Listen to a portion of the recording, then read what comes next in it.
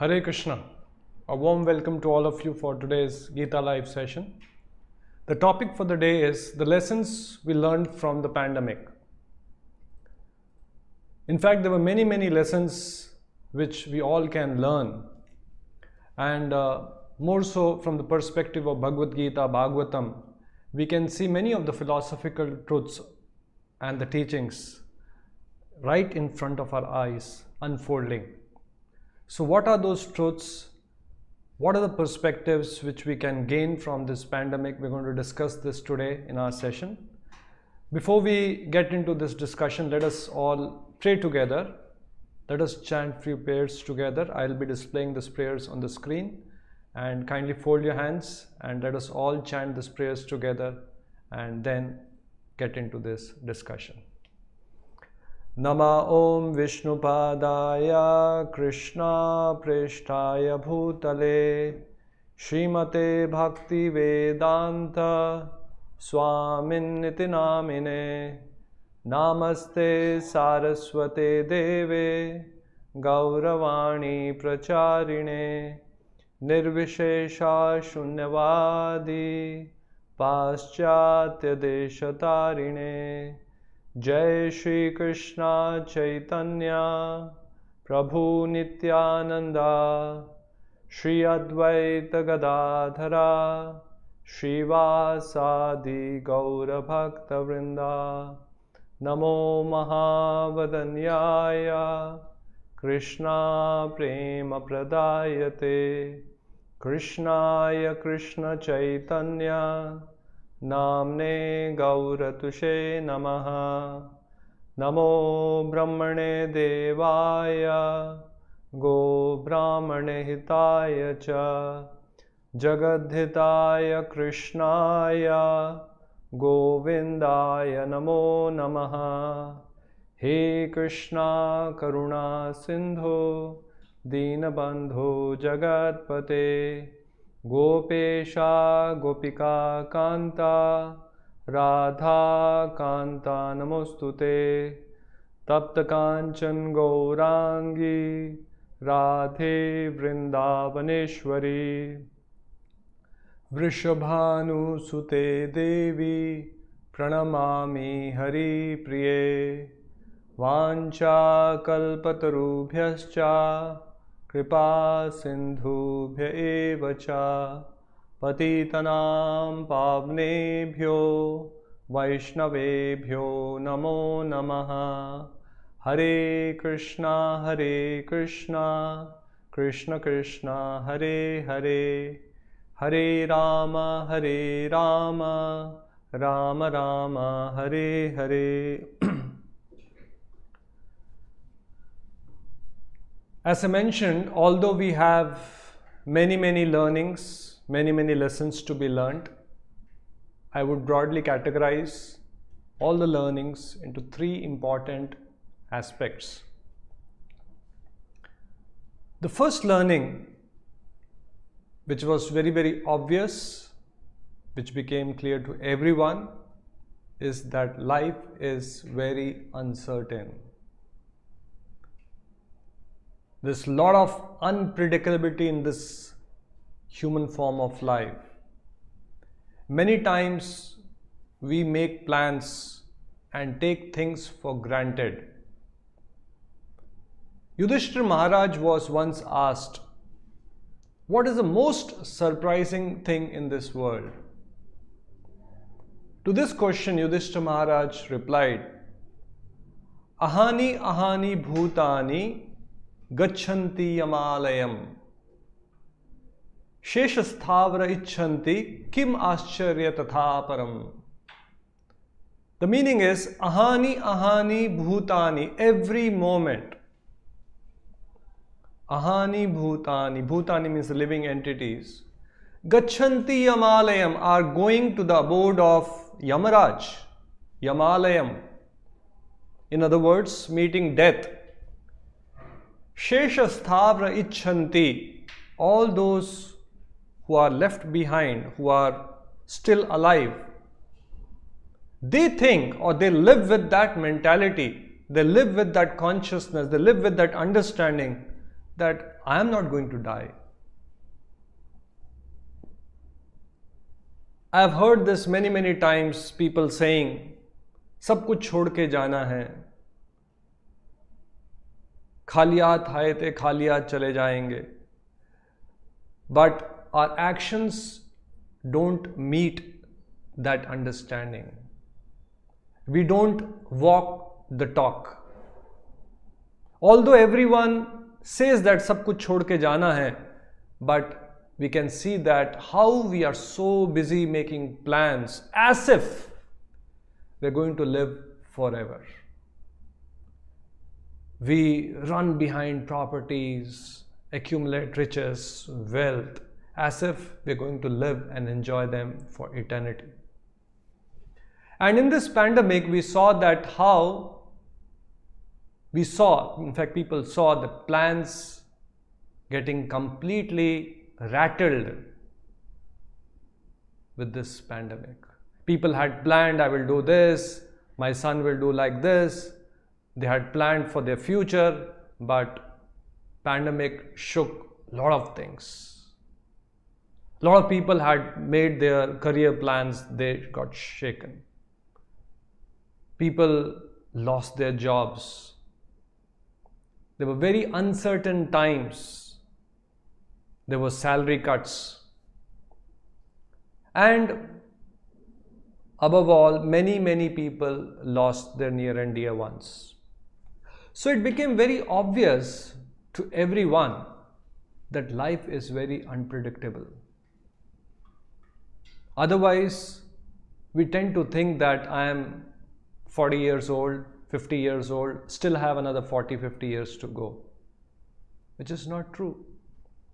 Srila Prabhupada mentions that in the Srimad Bhagavatam, when Parikshit Maharaj was cursed, he was cursed, just to briefly touch that story. Parikshit Maharaj is the grandson of Arjuna.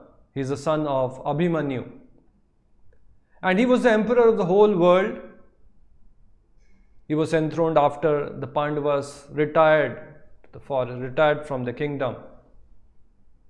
Parikshit became the emperor of the whole world, and then one day while he had gone to the forest for hunting, he was very thirsty and happened to visit a hermitage where he saw a sage meditating. And since he was thirsty and he was an emperor, it was a normal protocol that when an emperor goes somewhere, he is received very warmly with a lot of honor, with a lot of respect.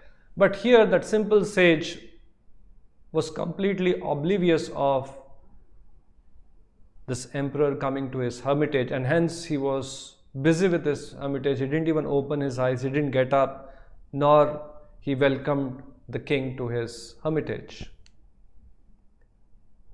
So seeing this, Parikshit became quite angry.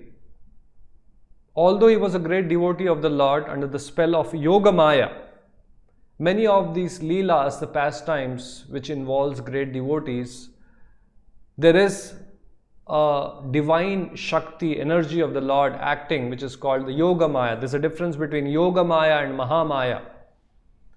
The energy which acts on people like us, the common people who are in Maya, that's called Mahamaya. And the energy which acts on the devotees, which makes them at times forget the supremacy of the Lord, so that the Leela of the Lord can be enacted, that's called Yoga Maya. Under the influence of this Yoga Maya potency, Yashodama was worried about Krishna. Is he really safe? What if the demons attack him?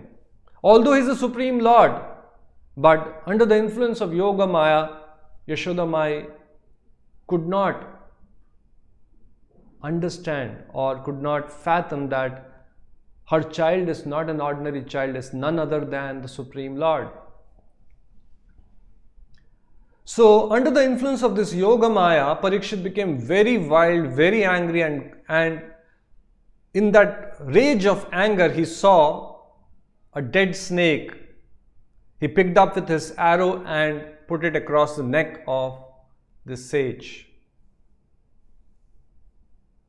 And when this whole episode, his whole thing of Parikshit getting angry and putting the dead snake with his arrow around the neck of the sage was seen by Shringi, the son of that sage, he became very angry and cursed the king that he will die with a snake bite.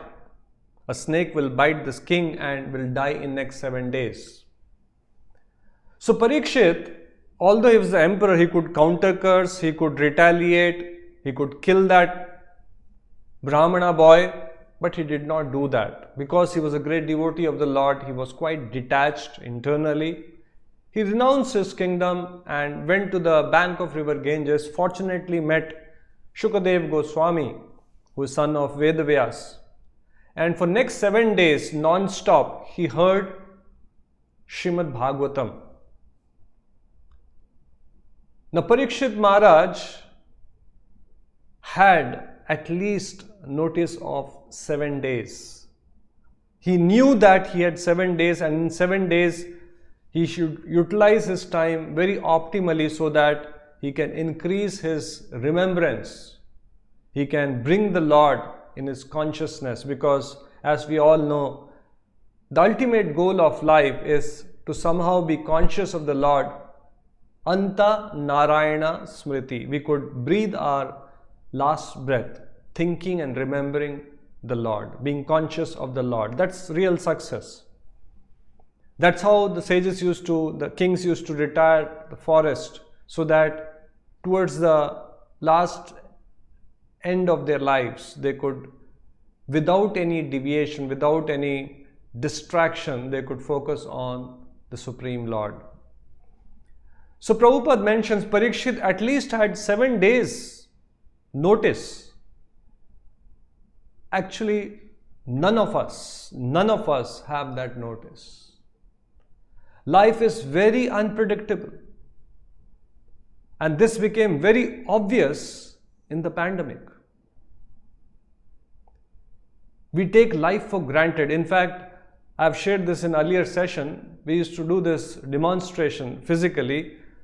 We would have, let's say, a pencil. One end of the pencil representing the beginning of life, the day we were born in this world. And the end of the pencil represents the day we are going to leave this world or breathe our last breath. So I have done this exercise many times in many forums, in many talks. And invariably when I show and I call one of the participants and say, if this pencil represents our entire lifespan, the entire life, this represents the day we were born, this represents the day we leave this world, where are you today? So I'll see the participants doing a quick calculation. If a person is 40 years, he'll point somewhere in between the pencil. If he is 25 years, somewhere 1/4 of this thing, knowing that average lifespan is 80, 90, 100 years. So somewhere around that they'll point out. And I've also seen invariably some of the participants who are little wiser would start laughing, saying, no, it's not correct. The fact is, none of us can be very sure. If you see today's newspaper headlines, some of the news in the front page, you will see invariably there will be news of some tragedy, some natural calamity, where many young people also died. Like today, just news, I didn't get into details. In Kerala, there was one accident in which 3 generations of the family members expired. I was told 6 in a family expired. So when death comes, at times there is no discrimination that this person is 80 years, this person is 20 years, this person is 40 years. And this was very obvious during pandemic. Although yes, post 50 years there were more casualties, elderly people, but there were many young people also who lost their lives. I called upon one person who was, helping us. He's an architect, and the thing was getting delayed, our work was getting delayed. So I was a little upset and called that person and was more in a complaining mode, okay, why this has not happened, thing is stuck up, we are losing a lot of money, work has not progressed. So the person apologized and said that I am completely shaken. In fact, this was a lady, and this lady is around 45 years. She has a small child, and she told me that just next door today, on that particular day, someone very, very close to them has expired. And then I was curious, and it was peak of COVID. I was curious, and I said, because of, she herself said, because of coronavirus, COVID. And she was 22 years old. So we had such occurrences also, where young people lost their lives. They got infected, they were rushed to the hospital, and in a span of, few days, they were put on ventilator, had issues with their breathing. There was another person who was a chartered accountant, in fact, a very, very eminent chartered accountant in Mumbai. He was very active. They had some, association. In that association, he would take some lead roles. He was an organizer in many forums. And that person was hospitalized, and in 4 days, he left the body. It was a big shock. And then we have many celebrities like, recently film actor Siddharth, he left the body, cardiac arrest. So this all shows that life is very unpredictable. Any moment we can come into the clutches of death, and that is what Srimad Bhagavatam is saying. Labdhva sudurlabham idam bahu sambhavante. This human form of life we have got. Labdhva means we have obtained, we have received, we have achieved. Sudurlabham, durlabham. Durlabham means it's very difficult, it's very rare. It's very rarely obtained. After many, many lifetimes we have got this human form of life. Labdhva sudurlabham idam bahu sambhavante. After many, many lifetimes of transmigrating from one species to another. And then, which is very obvious, we all can understand that yes, human form of life is very rare. And then the Bhagavatam says, Turnam yatet napatet anumrityu yavan, before we again fall into the clutches of death, which we saw right in front of our eyes. One day I was looking down from the apartment where we stay in Mumbai, and then I saw a dead body being brought out from the house. It was in a stretcher with a white cloth draped all over the body. And there were peak of pandemic days, and there was a lot of uncertainty in the air. Although towards the end, doctors were able to treat it, and there were this vaccinations. I'm talking about the days before the vaccine was out.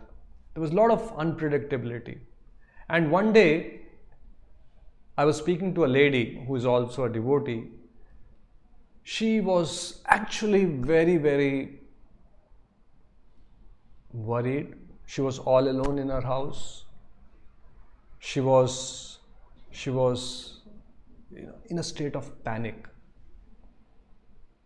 A lot of unpredictable. In fact, those days when the municipal corporation had to notice the vegetable shops will be closed in the localities, only essential supplies will be given. There was curfew imposed. And then when I was seeing this dead body being brought, I thought, what if? And there were news that how, even the graveyards and even the crematoriums are getting overflooded with a lot of bodies piled up and all that. And there was one politician in Thane who was, very rich and very opulent, and he died and he was being cremated. Then a thought crossed my mind, what if a day comes when we see lots of dead bodies in the street. That's what happens in pandemic. There have been cases where, en masse people have died. The whole village have, because it was very unclear at that time. So that lady she was talking to me over phone. She said, Prabhuji, I'm very worried. And so I tried telling her that please depend on Krishna, everything will be okay and all that thing. But I could see there was a lot of panic in the air, a lot of uncertainty. They say, Dukh mein sumiran sab kare, sukh mein sumiran kare na koi. In fact, during that time, we saw many people wanting to know more about God, learn more from Gita. We floated many Gita courses and a lot of people who participated. Yes, people also had time, but people were also going through a lot of shock, a lot of agony, a lot of panic, a lot of worry. And many people attended Gita courses, tried to understand what this life is all about, why this is happening, why good people are suffering, and so on and so forth. So Bhagavatam says, Turnam yateta, before we again fall into the clutches of death, we have a very important duty. We have a very important goal to achieve. And the Bhagavatam also says, Nishreya sa vishaya khalu sarvatra syat. He says, we should not waste our time pursuing those pleasures, pursuing those goals which are attainable even in other forms of life. If you see, many of us have goals, and the goal is how we can maximize, how we can increase our sense gratification. There could be intermittent goals, there could be goals that I want to achieve this, I want to be this, but it's all about, by being that, I'll be able to gratify my senses better, I will be able to live in a bigger house, I'll have a better car, I'll have more luxurious surroundings. People will be in awe and reverence, I'll become famous, I'll become a celebrity, people will talk about me. It's all about gratification of our senses. And if we do a little bit of introspection, goal of life has become how we can maximize our sense gratification.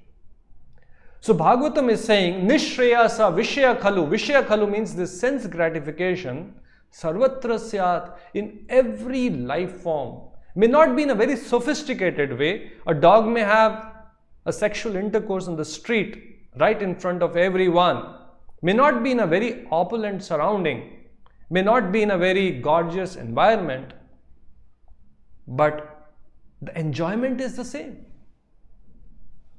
So Bhagavatam is saying, Vishaya khalu sarvatrasya. This Vishaya khalu, this enjoyment which comes from sense objects, when they sparsha, when there is a touch with the senses and the sense object, it is available in all life forms. Human form of life is meant to achieve that form of happiness which is not attainable in other life forms.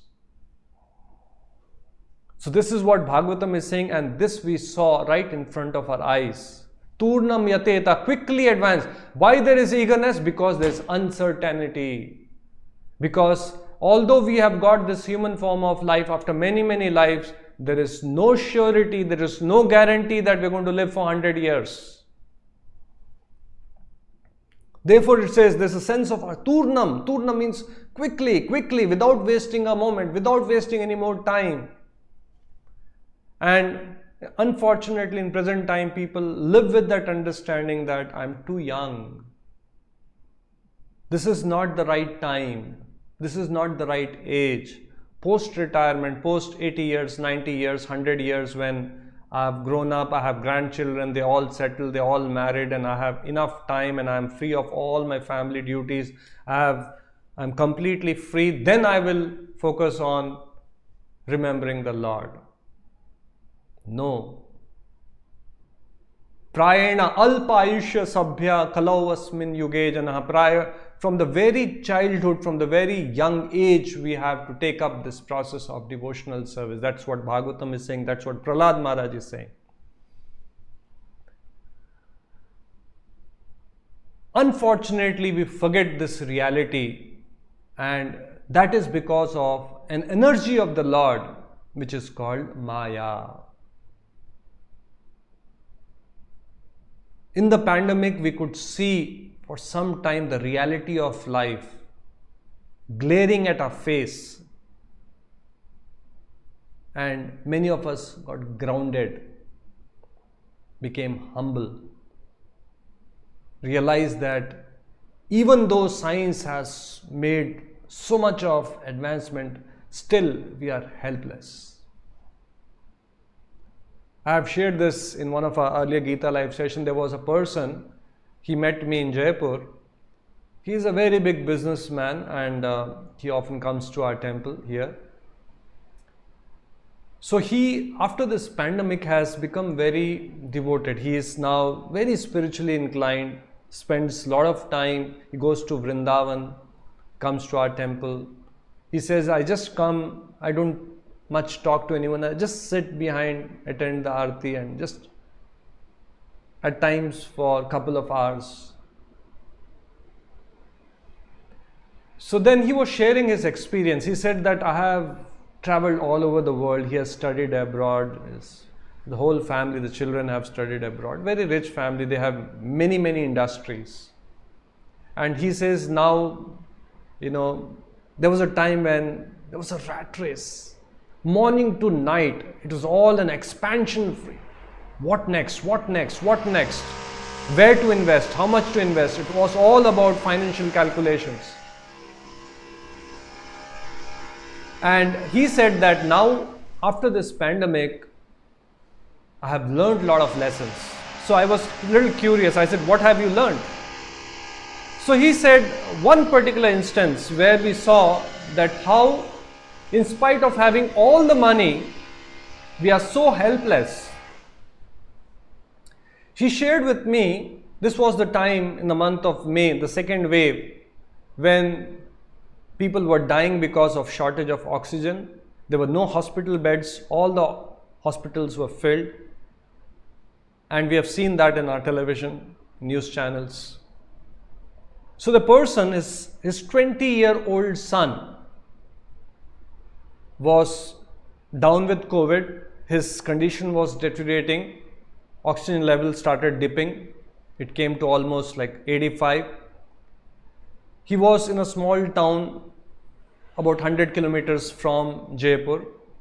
He called this person knowing that he knows many hospitals, many doctors. So he called this person and told him that I am rushing to Jaipur. Please arrange a bed for my son. He needs to get admitted in a hospital. So this person told him, wait, let me arrange a bed. Let me first talk to the doctors. And since he was a very eminent businessman, had a lot of contacts, had a lot of big network and knew many doctors, he tried calling many doctors, and first time in his life, he could see that nobody is responding to his calls. Generally, when a person is big, eminent person, a rich man, people generally do not take their calls. Or even if there is a missed call, immediately reply. But here he is calling the doctors, they are not replying. He is calling some bureaucrats, they are not replying. He is calling some, the owners of private hospitals, they are not. Because they themselves are in trouble. Their innumerable calls are coming. How many calls they can attend? How many people they can help? They are also helpless. And nobody is responding. And this person said, I am carrying with me 20 lakh cash. Do what you want, but I need a hospital bed urgently. And then finally this person says, this person did not get a hospital bed. They could finally manage him to get admitted in hospital, and he was in a balcony for a while, and eventually he got a hospital bed, and some Lord's blessings, he also recovered. But this incident where, in spite of having a lot of money, a person was helpless, struck him very badly. He realized that eventually this money is not going to save a person. So this is another lesson which we can learn. Now, how do we, although it is obvious, although we know that we have to one day go empty-handed, although we know that in spite of having everything, we are not completely protected. Bhagavatam says the asat sainya. So how do we forget this? What makes us forget this reality? If you see in the crematorium, you will invariably see written Ram Naam Satya Hai, Ram Naam Satya Hai, which means this name of God is the reality. All this moh maya ki dunya, it's an illusion. It's moh maya. So what makes us forget? I would like to share this story. There was once a sage. His name was Satyakami.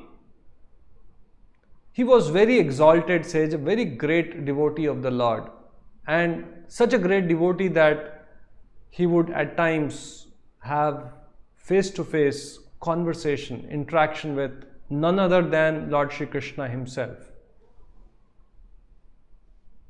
So one day he was strolling on the bank of a river with Lord Shri Krishna and asked Lord Shri Krishna, what is the secret behind this divine energy of yours which is called Maya? Krishna in the Gita says, Devi Esha Gunamayi Mama Maya Dhuratya. This divine energy of mind is very, very difficult to overcome. It's Dhuratya.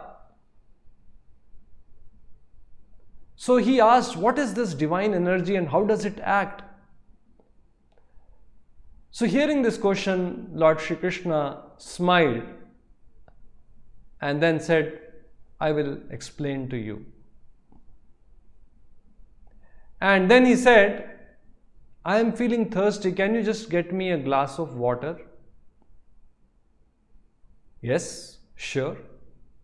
And then the Satyakami went in search of a glass of water. Unfortunately, on that day it was quite hot, and although he had traveled quite a lot of distance, he couldn't see a house where he could knock the door and get a glass of water and come back to Krishna and give him water. He kept walking, and finally he reached a house, a small simple house, and he was quite happy that at last he's got a place and for sure he will get water there. And he knocked the door. As soon as he knocked the door opened, and at the door was a beautiful, handsome young girl welcoming him inside the house. And moment he saw that girl, just like we say, love at the first sight, she was so beautiful, so handsome. He had never seen a girl as beautiful as her. Unlike present times where people date, people have live-in relationships, they're dating apps, people say, what are you doing on Saturday night? Unlike that, in those times, there was custom that anybody who comes home, he is greeted. Atithi Devo Bhava, is treated like a Deva, like God himself. So this girl welcomed, and she was busy ensuring that the guest who has knocked her door is well taken care of. She started attending to his needs, whatever he wanted. He asked for a glass of water, she provided that. And in course of this conversation, he became more and more attracted to her beauty, her voice, her dealings, her character, her behavior. And a time came, helplessly, he couldn't control himself, he proposed, "Would you marry me?"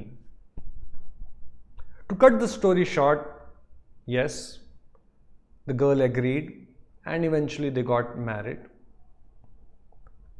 And after marriage, the Bhagavatam describes, "Atah griha kshetra suta apta vitir pumsa striya mithuni bhavametam." When a man and woman unites, mithuni bhavametam, and there is a sexual attraction between a male and a female, then what happens? What's the consequence? Pumsa striya mithuni bhavametam tayo mitho hriday granthim ahu. A hard knot is tied between them, their hearts. That's how you see, "I cannot live without you." Such kind of conversations in love movies, in romantic movies, or even otherwise. Hriday granthim ahu, the hard knot is tied between their hearts.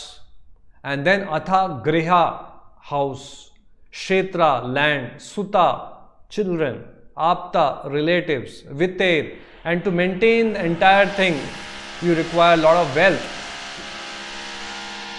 Janasya mohoyam, and caught in this illusion, one gets completely overwhelmed with the feeling of aham mameti, I and mine.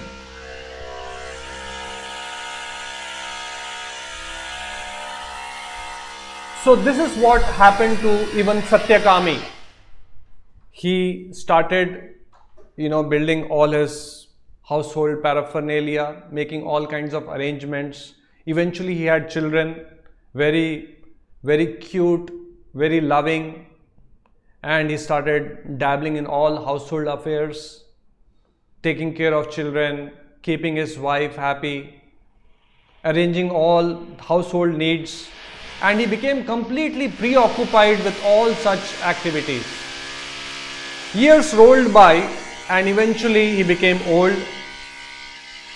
He even had grandchildren. And one day he was speaking to his wife, and he was telling how blessed we are. We have such nice, cultured, wonderful grandchildren. How blessed we are, how fortunate we are. And he, his wife, and his children, his daughters, their children, it was a grand, big family. And he was having a sense of pride, having such a big family and all nice, wonderful, loving relationships. And one day, suddenly there was floods in that particular place, and all of a sudden, the water started gushing in, even gushing inside the house.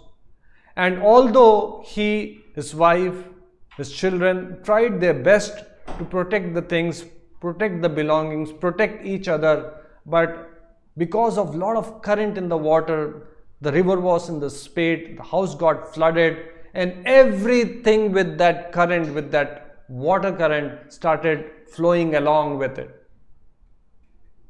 And although he is trying his best to hold on to them, trying to protect them, his children, his grandchildren, his wife, he is somehow desperately trying to hold them, but right in front of their eyes, with that current in the water, they're getting flown away, separated from him. And in great desperation, out of a lot of pain, he's saying, "Krishna, Krishna, please save, Krishna, please save." And while he's screaming, "Krishna, Krishna," wanting for help, suddenly he opened his eyes and he saw right in front of him Krishna sitting in the same place where Krishna had asked him for a glass of water. He is saying, "Krishna, Krishna." He opened his eyes and he saw Krishna smiling. And he said, "Satyakami, where is the glass of water?" So this is our state. It's a fact. We say, no, moh maya ka jal. We all are under the influence of this moh and maya.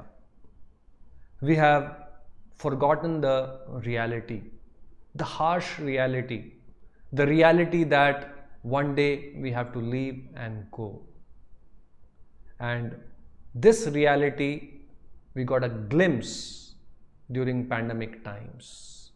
So we will cover more. We have covered the first point, life is very uncertain. This is one big learning which we got from the pandemic. Now we will have some kirtans, and after the kirtans we'll have two more very, very important and profound learning from the pandemic. So we'll have the kirtans now.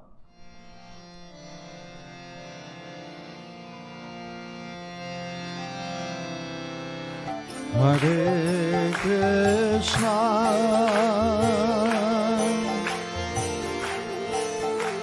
Hare Krishna,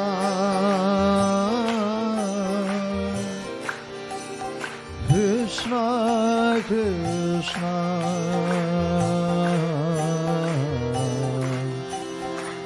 Hare Hare,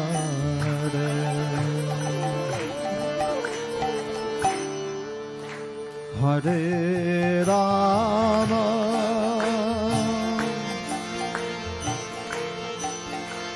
Hare Rama,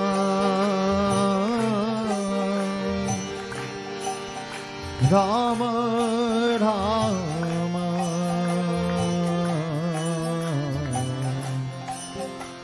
Hare Hare.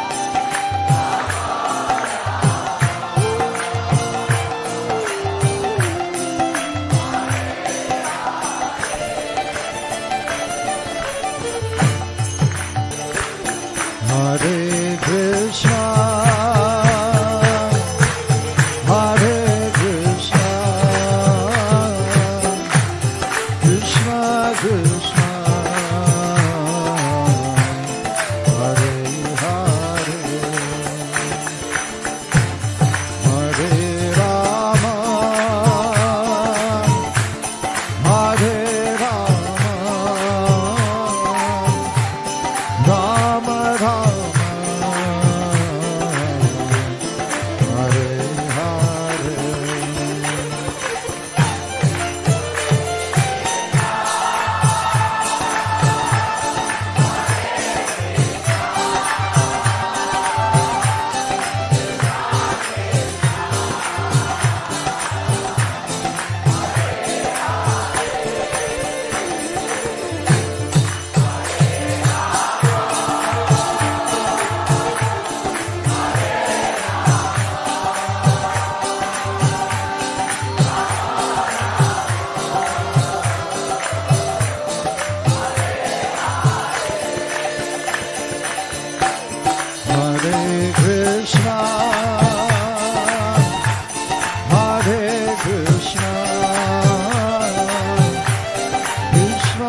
Krishna,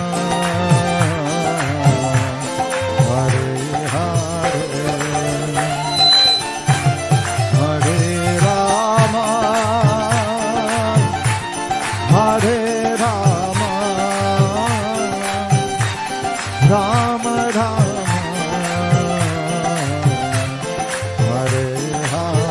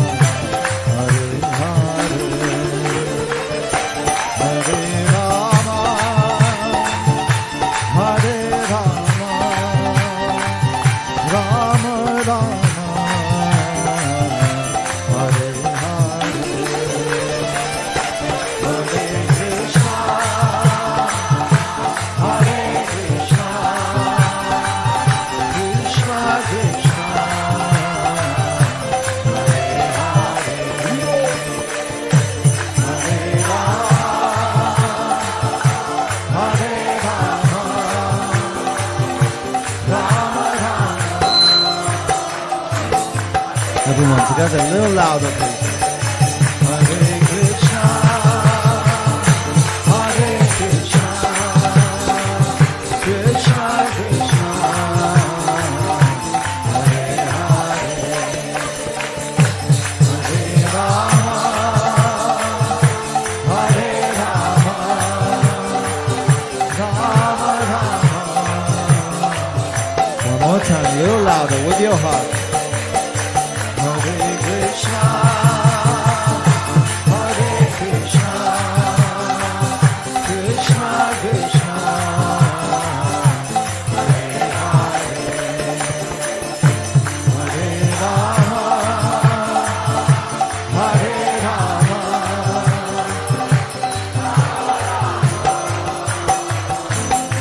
one more time, a little louder, everybody. Hare Krishna,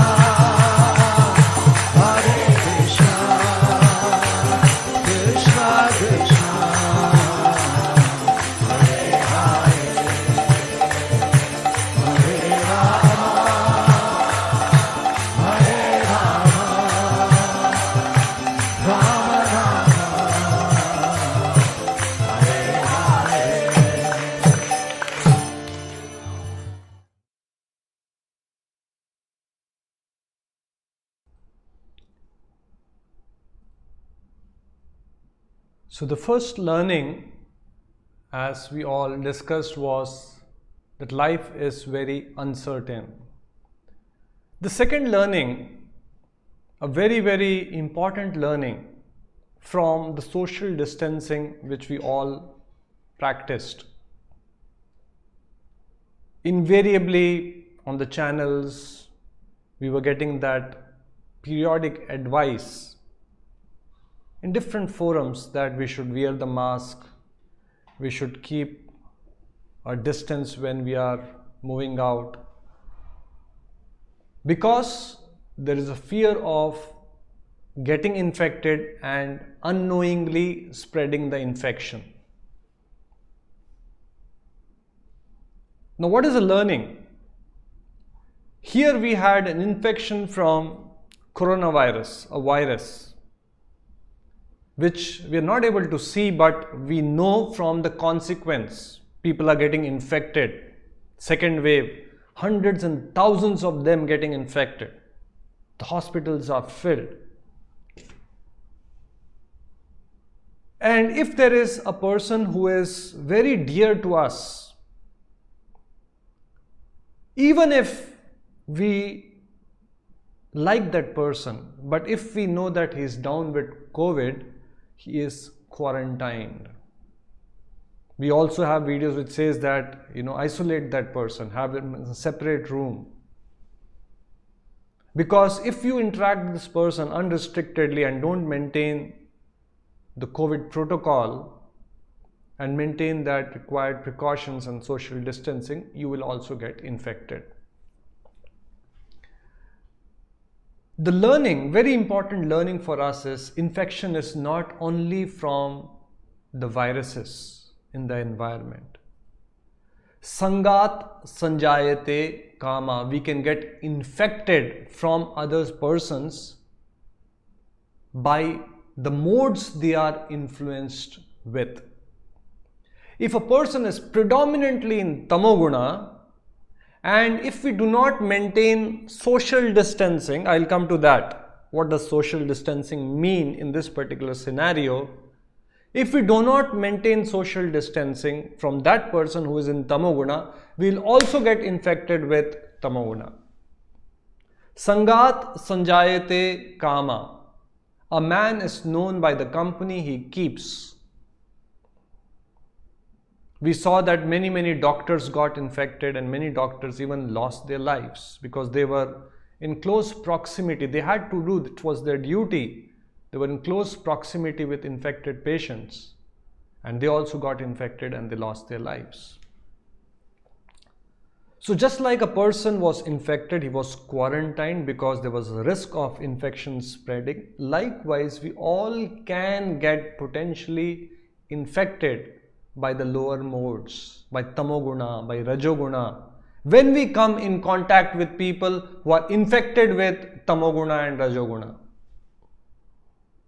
That's why our scriptures, our shastra says, asat sanga tyaga e vaishnavachara. One of the very important Vaishnava behavior is asat sanga tyaga. He renounces bad association.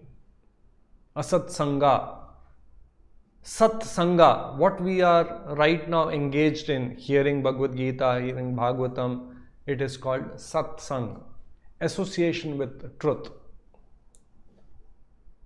This is also called asat sanga, and that is very, just like in pandemic, there was infection rampantly spread. A lot of people were infected and there were super spreaders also.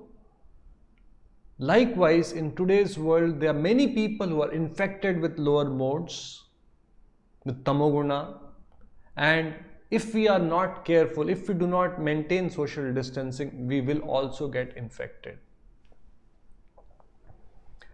And a person may not be bad, but just because he is infected, he is quarantined, and we stay away from that person, which is understandable. It is not that you are hating that person. You still may have sympathy from that person, but still it is required that we maintain a distance and maintain that protocol, otherwise we will get infected. I was seeing a video of a person who was a very big social worker. He used to distribute a lot of food to the poor and needy in the first wave. And unfortunately, because he was he was in the frontline worker, he was going all out helping people, the needy people. Unfortunately, in the second wave, he lost his life. We should recognize his contribution, his sacrifice, but the fact is he interacted, and at times he would have put his guard down and he got infected and he lost his life. There was a video, a very scary video, he from a hospital bed telling people, please follow the rules, please follow the social distancing, please wear the mask. I took it lightly and now here I am. He was practically breathless. He was with tears in his eyes and eventually he died. So we have to recognize who is infected. And there's a lot of infection around. We have to recognize, just like in COVID times, moment a person enters a place, airport or something, there's somebody checking the temperature. So likewise, there are symptoms by which we can recognize that, just like in coronavirus, COVID, by symptoms, temperature of the body, a person having fever and having breathing issues. There were many symptoms of a person who is down with COVID. And from that symptoms, at times the symptoms were being gauged, checked, and the required social distancing was being maintained. So likewise, our scriptures talk about the symptoms, and we have to be very, very cautious that we avoid asat sanga, close proximity to people who are asat sangi, who are very, very materialistic. If we do not maintain that social distancing, if we do not maintain that safety measures, we don't take that safety measures, we will also get infected. We were talking about mama maya dhuratya. If we are in company of a person who is fully overpowered by maya, we will also fall in maya.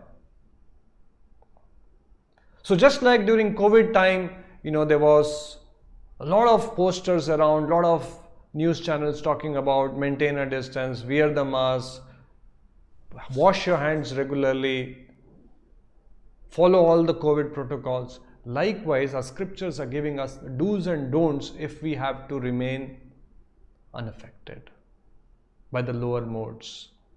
If we can keep us away from the infection of lower modes, there are some do's and don'ts, some behavior, some protocols which we have to follow. And we have to be, there are people who are very negative in nature, there are people who are very, very critical in nature, people who are under the influence of Maya, always finding faults. This reminds me of a story of Yudhishthira Maharaj and Duryodhana. They all were students, they studied the same Gurukul under their teacher, Dronacharya. And one day, Dronacharya gave them a test.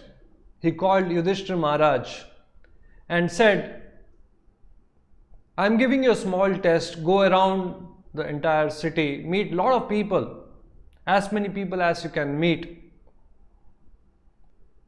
And in the evening, come and tell me who is the worst among all the people whom you have met in the city. Come and tell me who is the worst among all the people you have interacted with. That was the assignment given to Yudhishthira Maharaj. He also called Duryodhana and said a similar assignment but with a small change. He said, my dear Duryodhana, you also can go around the city, meet a lot of people, interact with them, come back in the evening and tell me who is the best and the most noble among all the people whom you have interacted with.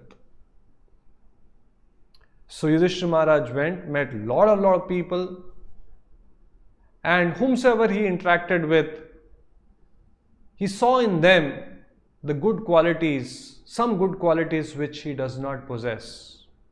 Each one of them had something good in them which was lacking in him.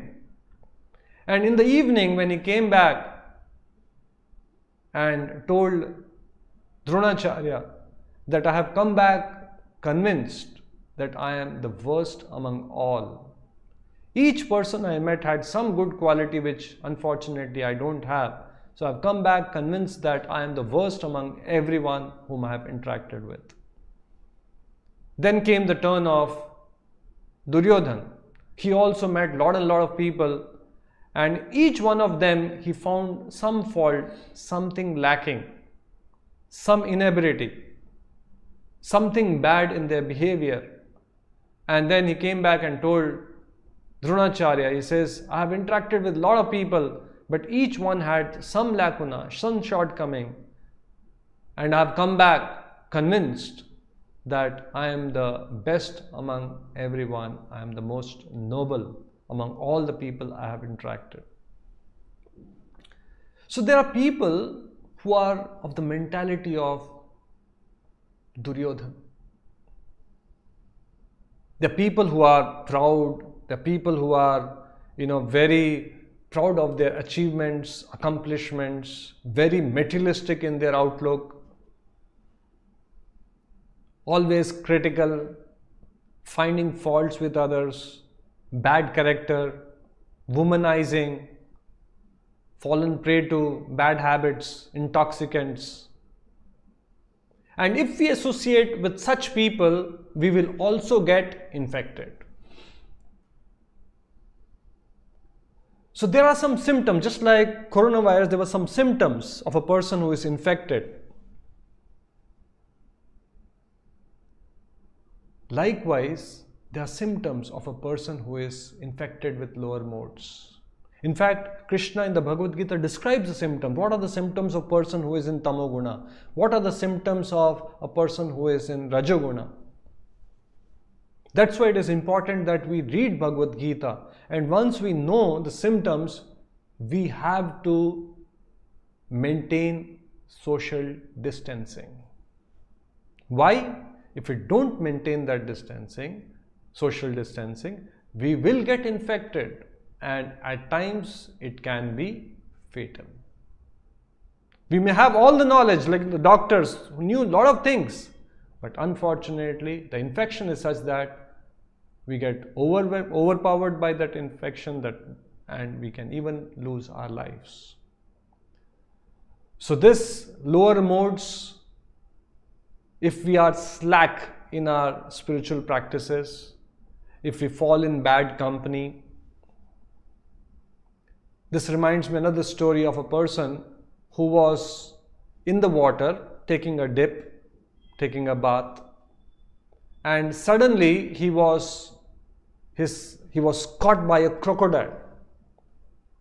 He caught hold of his leg and he was in great pain, screaming, and he was, Allah, Allah, he was, thinking of Lord and screaming, and fortunately he could get himself freed from that crocodile and came out to the bank of that river.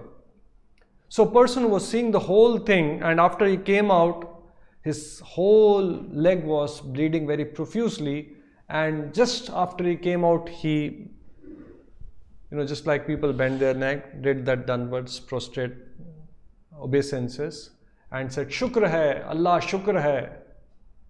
I thank, oh my Lord, Allah. Shukr hai. Shukr hai means expressing gratitude and thanks. So a person was seeing the whole thing from a distance.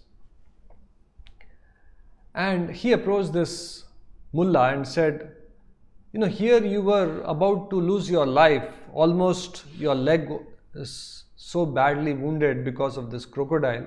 And here, instead of asking God why this happened to you, you are saying, thank you Lord, Shukr hai Allah. Why? He says, I am thanking Lord, that Lord, maybe because of my bad deeds, past bad deeds, karma, I fell into the jaws of a crocodile. I did not fall into the deadly jaws of bad company. We may not recognize this, but it is as fatal as, even more fatal than the claws of a crocodile. Because it can lead to spiritual death. Maya is so strong. Sangat sanjayate kama. It is so subtle, it is so fine, we may not even recognize, we may not be even, just like the coronavirus, we may not even know that we have got infected. I had to travel quite frequently between Mumbai and Jaipur, and I was relatively overconfident that, I'm keeping good health and I'm taking all safety precautions and I'm okay. But then I also got infected, and 20 days it was quite bad. You will get infected. Small little mistake, just a wrong touch to someone or wrong moment's neglect, it's enough for you to get infected. It's difficult to trace back how I got infected, but the fact is you got infected. So therefore we have to be cautious. In the COVID time, we learn that how we have to protect ourselves from infection. Everyone was talking about, please wear the mask, please maintain the social distancing. So the scriptures also saying, please asat sanga tyaga, e vaishnavasare. Give up bad association. Give up people's association who are very materialistic, who are always thinking of women and money, and associate with saintly persons. So this is a very important learning from the COVID times. The third important learning is the stringent laws of material nature. The infallible law of justice, the law of karma, which also states, as you sow, so shall you reap. We see a lot of sinful activity in this materialistic world, in this modern civilization. Because of advancement, there is some element of pride in all of us that we have conquered a lot of things. Now, these days we have automated slaughterhouses, the KFCs of the world, McDonald's, increasing their footprints, all cities, all small towns, more and more people. I saw one map, how more and more people are now becoming non-vegetarians. Again, it's because of asat sanga.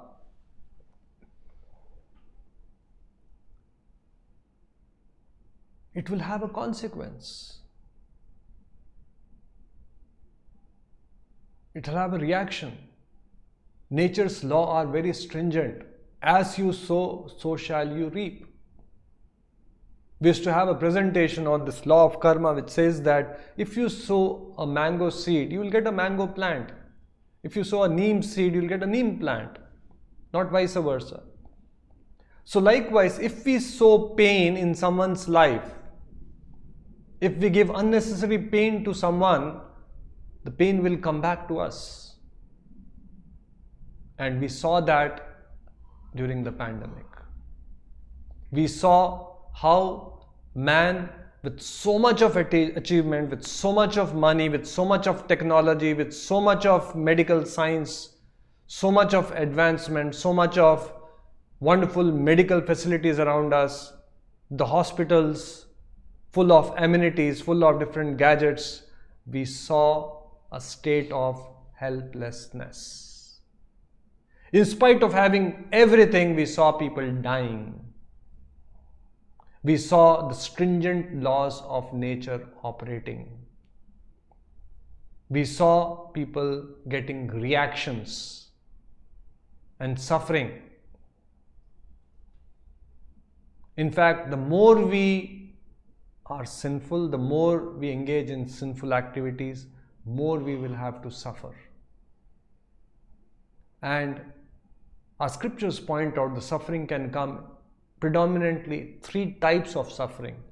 Adhyatmik kleshas, adhibhautik kleshas, adidevik kleshas. Kleshas, miseries due to our body and mind, miseries due to other living entities, adhibhautik kleshas, and adhyatmik kleshas due to natural calamities, famines, droughts, earthquakes, pandemics. So, a learning for all of us, our scriptures are saying we should lead a pious life. We should lead a simple life. We should lead a righteous life. We should lead life based on spiritual principles. Otherwise, if we violate nature's law, then the nature will retaliate and bring forth suffering in our life, which we don't want. So it's in our self-interest, just like a person who violates the state law, the crime branch or the police will chase that person down, and just like this present time, the Aryan case, which we are quite hearing in the headlines and the news. If a person breaks the law, no matter how big that person is, what that person is, the law will chase him. All that harassment which the family is going through. So likewise, when we violate the nature's law, there are subtle laws operating. In human form of life, we can understand those laws. If we violate those laws, the nature will retaliate and we will have to suffer the consequences. This is the third learning which we have. So now we'll take the questions. We have a lot of questions which have come in today. This first question is from Chiranjit Biswas. We want to know about the lesson from present Bangladesh conditions. Please say something about it if possible. So for some of the participants who may not be aware, just yesterday or day before, there was an attack on the ISKCON temple, and a mob attacked the temple, and a lot of things were burnt, and a devotee also died, and one devotee was hospitalized, was injured very badly, and is in a very critical condition. So the question is, if I've got this question right, why did it happen? They were after all devotees. So this is not the first time. There are many places, many times in the history, including in the Bhagavatam, where we have examples of devotees getting tormented. The demons attacking. Even the devatas are put in conditions where they go and plead to Vishnu and Krishna for protection. The powerful demons in this world who will attack, even if a person is a devotee. And there are many examples of this in the past when devotees. Forget that Haridas Thakur, who was Namacharya, chanting about 22 hours in a day, sleeping barely about 2 hours. 22 hours, he was caned in a marketplace, 22 marketplaces, he was caned, he was beaten, just because he was chanting the names of Krishna. Pandavas, they went through so much of tribulation, so much of trials. Prahlad Maharaj, he was thrown in a pit full of snakes. He was trampled, so that he can get crushed under the feet of elephants. So there are many examples where devotees were tormented by demons. They're always demoniac forces.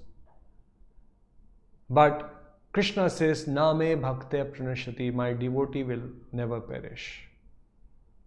Now here, let me also tell you that when we see some physical attack happening on devotees, yes, superficially it appears to us that the Lord did not protect.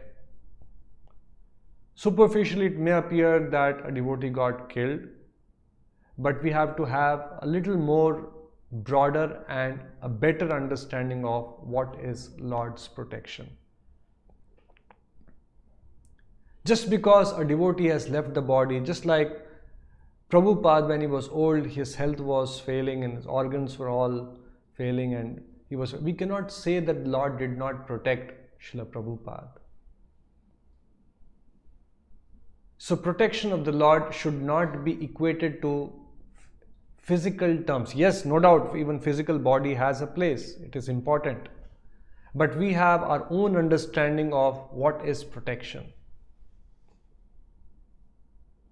At times the Lord takes devotees through some circumstances, may even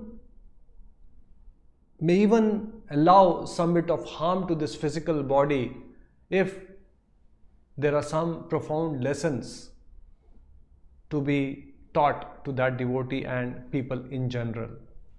Just like Prabhupada, when he was going to the US with the sole objective of fulfilling the order of his Guru, he had 2 heart attacks. He had seasickness, dizziness, headaches throughout the entire journey. We cannot say the Lord was not protecting. So we have one understanding of that protection. This body, which is temporary, one day has to die, irrespective of whether the person is a devotee or a not devotee. So I will not get into full details. We have had sessions, what is real protection, what is Lord's protection. So I will not get into details. All I would like to say, yes, there have been attacks on devotees, not this time, but since time immemorial. And the Lord definitely protects his devotee. He in fact promises, Name Bhaktya Pranashyati. But with a rider that we have one understanding of what is protection, and just because it does not fit into our understanding of what is protection, we cannot say the Lord is not protecting his devotees. This is all what I will say for now. Otherwise, it will require a very detailed understanding of what is real protection. How does the Lord protect his devotees?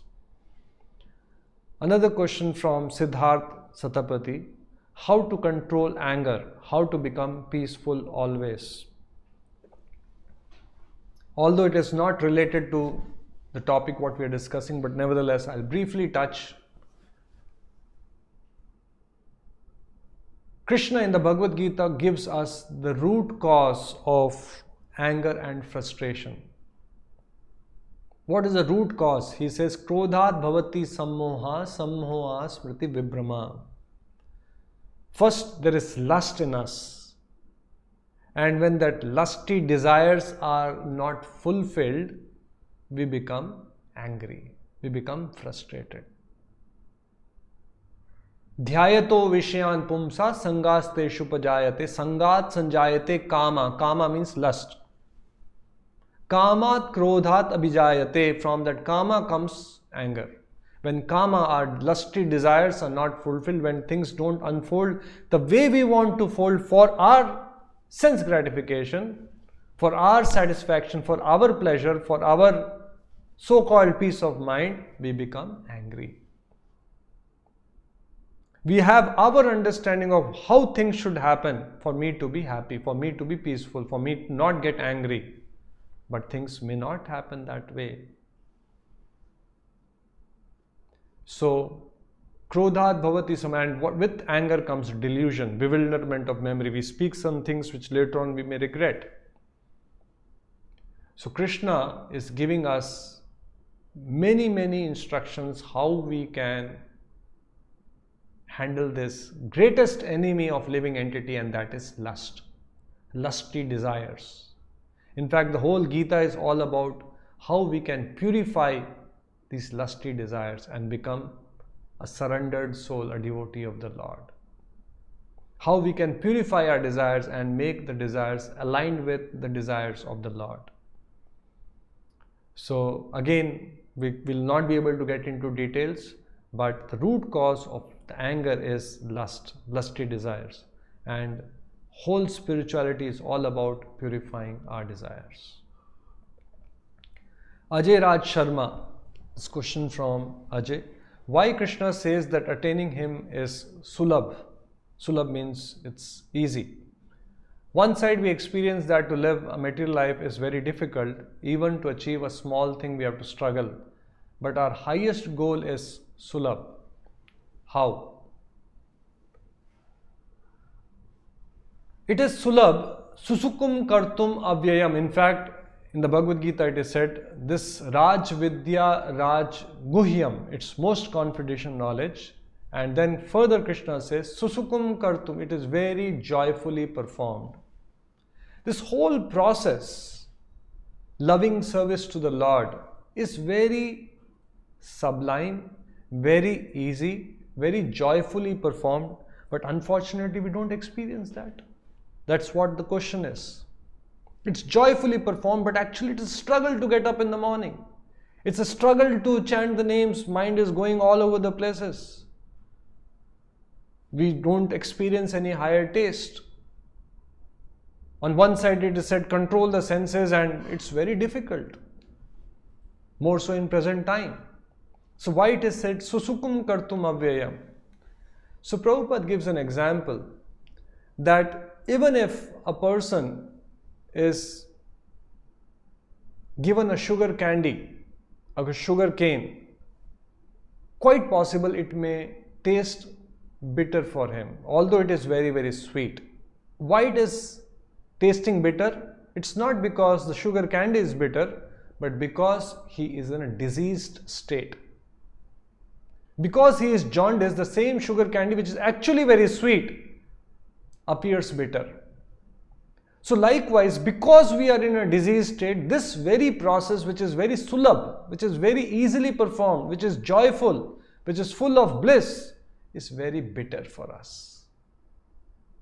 So if a person is having jaundice and he is given sugar cane and the sugar cane is tasting bitter, what is the solution?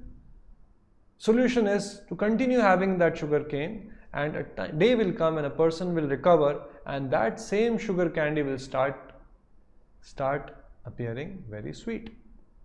So likewise, it's a fact that spirituality is full of joy. It is easily performed. It is not a struggle. But unfortunately, because of the past conditioning, because of all that lusty desires, Kam, Krodh, Lobh, Mobh, which is covering our consciousness, this process appears very difficult. So we have to just follow in the footsteps of great acharyas, take the medicine, we will get definitely cured, and once we get cured, we will start experiencing that this process is very simple and joyfully performed. It is very, very sulabh. Now again, it is not a binary logic. One day will come when we will get cured and we will experience, and that may happen after many lifetimes or after one full lifetime. No. As we keep getting purified, as we keep getting pure and pure, we will experience that this process is becoming easier and joyfully performed. It is not 0 or 1. The more we get out of this infection, material infection, the more we will experience the joy in this process and find that how it is very, very relishable. This question is from Bharat Shivlani. Please can you give tips on how to remember the most important shlokas and how we can know whether we are making progress in spiritual life? To remember the shlokas, you can go to our website, to our YouTube channel. There is a playlist on Bhagavad Gita shlokas. So what we have done is about 50 odd shlokas, important ones from the Bhagavad Gita. A devotee is reciting it. The first we recite one word at a time. So devotee speaks one word and you can repeat that one word. Rather than repeating the full shloka 4 lines or 2 lines at a time, just one word and just repeat. Then the second word, repeat. Third word, repeat.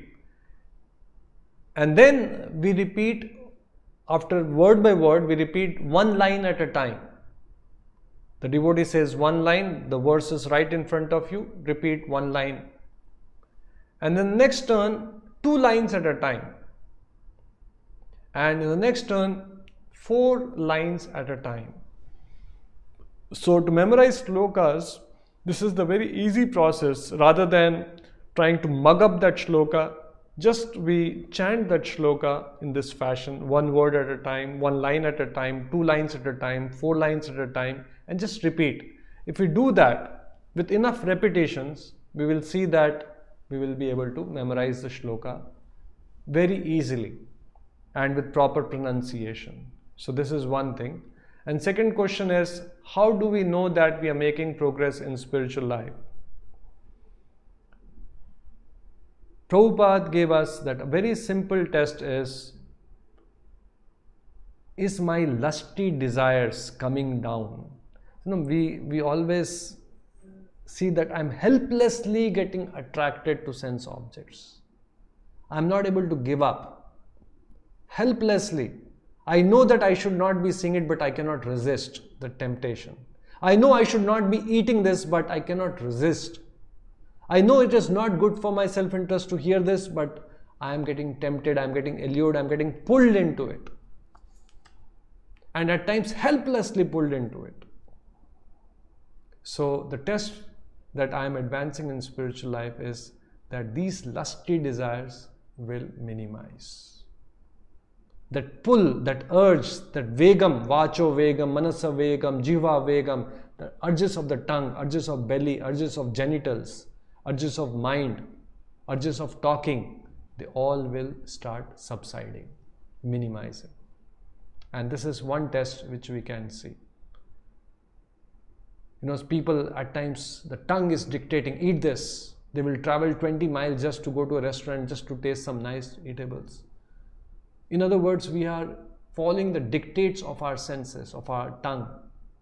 We will see this is one of the symptoms that the urges of our senses, we will stop heeding to those urges and start leading a much simpler lives.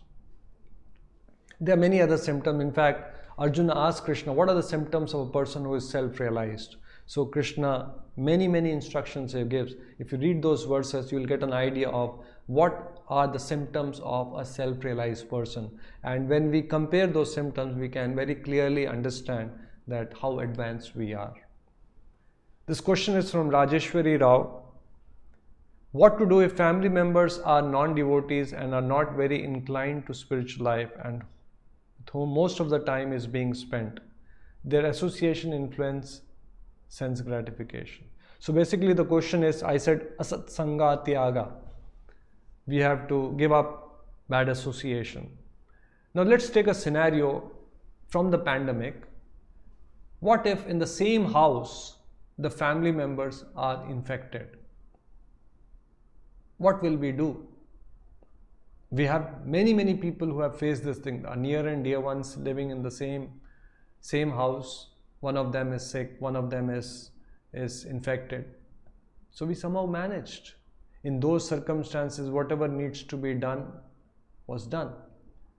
They say make best use of the bad bargain. At times, based on our karma, we will be placed in different circumstances, sometimes favorable, sometimes unfavorable.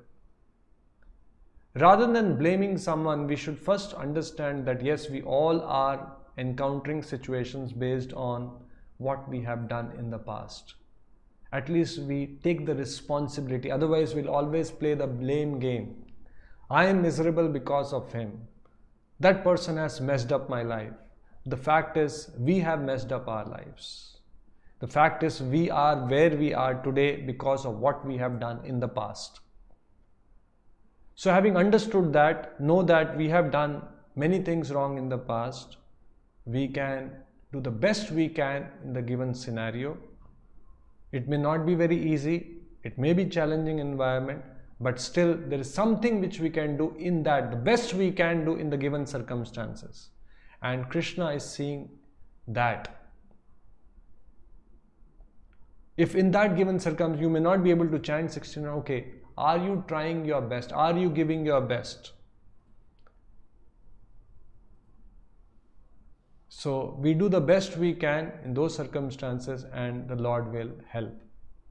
Lord will mystically help at times even by changing the circumstances. We have many instances in the past where a devotee, the circumstances are completely changed by the Lord. To give you a small clue, Sudama, he was living in a very impoverished condition, went and met the Lord, and suddenly when he came back, there was a palace there. From that small hutment where he was living in an impoverished condition. It was a big palace standing there in that same place. The condition changed. The Lord is all powerful. Let us do the best we can in the circumstances we are.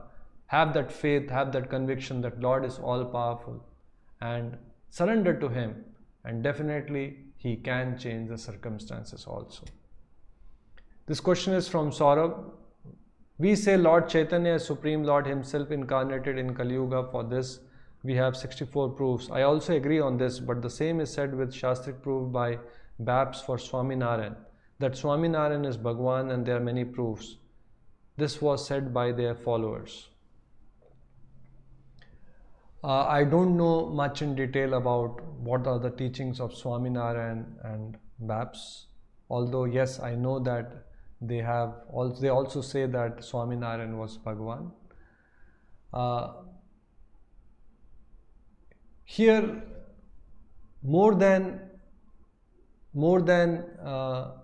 it is important for us to follow the teachings, follow in the footsteps of. That's why our scriptures say whenever we want to judge a particular thing, we have to take reference of Guru, Sadhu and Shastra. I am here no one to criticize anyone, because I myself may not know any details. All we can say that yes, there are many references which talks about Lord Chaitanya being Lord Shri Krishna Himself. Let us accept that and follow the teachings of Lord Chaitanya and deliver our lives. This question is from Ajay Raj Sharma. Why Krishna says that everybody follows my path knowingly or unknowingly? In what sense it is said? Everyone is following his path because just like everyone is following the government laws. If you follow the government law, you're following. If you don't follow the government laws, you will follow the government laws in the form of being a criminal. Still you are under the government laws only. A person who has committed criminality, some crime, he is chased by the police, he is imprisoned, he is still under the government laws. He cannot escape the government laws in any condition. Even if he violates the law or he does not violate, he is under the government's jurisdiction. Same way, everyone, whether we are obedient or we disobedient, we are under the laws of the Supreme Lord. Everyone is acting under His jurisdiction. That's a different thing. The Lord has given a free will. He respects our free will. And if we act wrongly, we will have to suffer the consequences. Last question. This is from Yatharth. Our mind has two parts, one which says good but one says bad. We know which to listen, but how to silence the second one? When we purify our lives, when we grow spiritually, when we become spiritually advanced, automatically the second one will get silenced. You are right, yes, we have two voices. The second voice, first is our soul, Atma, and second is the mind. Krishna in the Gita says, mind, if it is controlled, is our best friend. The same mind, if it is uncontrolled, is our worst enemy. And there are many instructions about the Lord, how to tame this mind. Many people ask, why chant 16 rounds? Why count and chant? It's to tame the mind. The mind will say, enough. Aaj man nahi hai, mood nahi hai. To tame the mind, come what may, good mood, bad mood, I will chant 16 rounds. So likewise, to tame the mind. So when we tame the mind, when we control the senses, when we follow all the scriptural injunctions, when we advance spiritually, automatically the second voice will get tamed, will get regulated, will get, so to say, subsidized. So with this, we'll come to an end. Thank you so much for joining us today. Look forward to having you again next Sunday, same time, 4:30 p.m. Hare Krishna.